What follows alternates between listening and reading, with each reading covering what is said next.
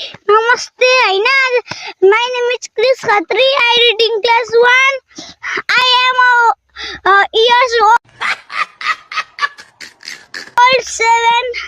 आज चाहिँ स्कुल लागेन हैन अनि उता तोरीबार हेर्नु त कस्तो राम्रो राम्रो छन् हाम्रो अनि कस्तो बोरिङ टाइममा आइसक्यौँ हामीहरु भ्लग बनाउन हाम्रो चाहिँ 9 डेज सबैजनाले भिडियोलाई लाइक कमेन्ट सब्स्क्राइब सपोर्ट गर्दै।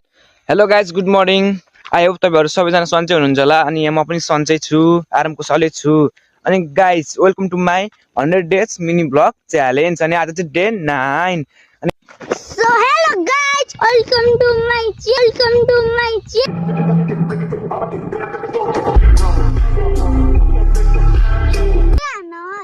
आज चाहिँ हामीहरु चाहिँ मामा र भन्दै चाहिँ मर्निङ टाइममै निक्लेको छौं के।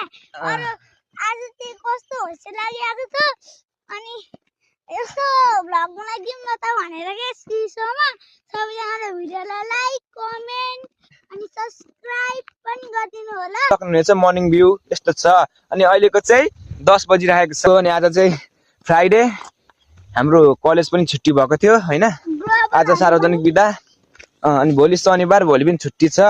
मेरो चाहिँ मर्निङ टाइम चाहिँ जहिले hello guys welcome to my channel. आज चाहिँ म हैन भ्लग बनाउँदैछु। हामी चाहिँ मर्निङ टाइममै उठ्यौं